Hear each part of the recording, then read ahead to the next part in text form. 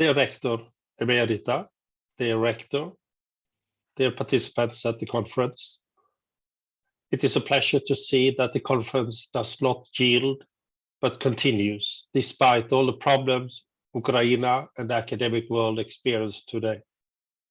Here comes a small greeting from the south of Sweden, from me. As you can see, a proud affiliate professor of Kharkiv University of Humanities, People's Ukrainian Academy, at the chair of economics and law. Unfortunately, the uncertainty of traveling and the certainty of the virus makes it impossible for me to travel, even if I know that being present is so much better than to be in this two-dimensional world of Zoom.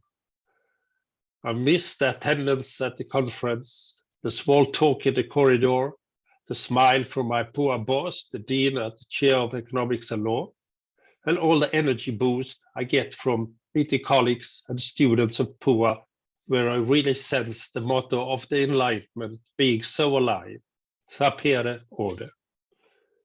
In the conference volume, you find my small presentation of adult education in Sweden. To summarize, Sweden have, since the end of the 50s, had a rather big investment in adult education, but mainly on the level of gymnasium. The idea was to give everyone a second chance to qualify for university training and to get an advanced training. So it is a kind of democratization of education that has been the idea, but also in order to exploit the intellectual reserve of Sweden in order to meet the more advanced demands on education qualifications in the economy and society that the 60s and then on presented. This investment has continued. Today it is even more, since Sweden now have to increase the educational qualifications among all the refugees that arrived from 2015. Most of adult education is performed by the municipalities, where they are organized through their own schools, but to a greater extent today by private school education on basic level and the level of gymnasium.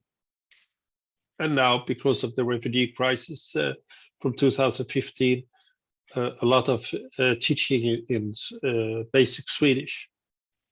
This marketization of adult education, while solving the value problem, have created a problem of educational quality.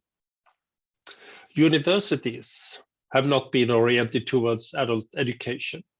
For example, the concept of lifelong education seldom include universities. Thus, Swedish universities have a great unexploited potential here.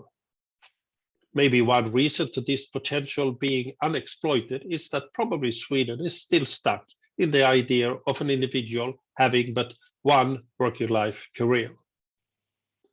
So, if the results of this conference could be presented in, maybe not Swedish, även om jag skulle uppskatta det och många andra med mig, but at least English, the language I use right now, Sweden would gain from this conference and from your ideas. So thank you very much for the opportunity to be part of the conference. Bye from south of Sweden.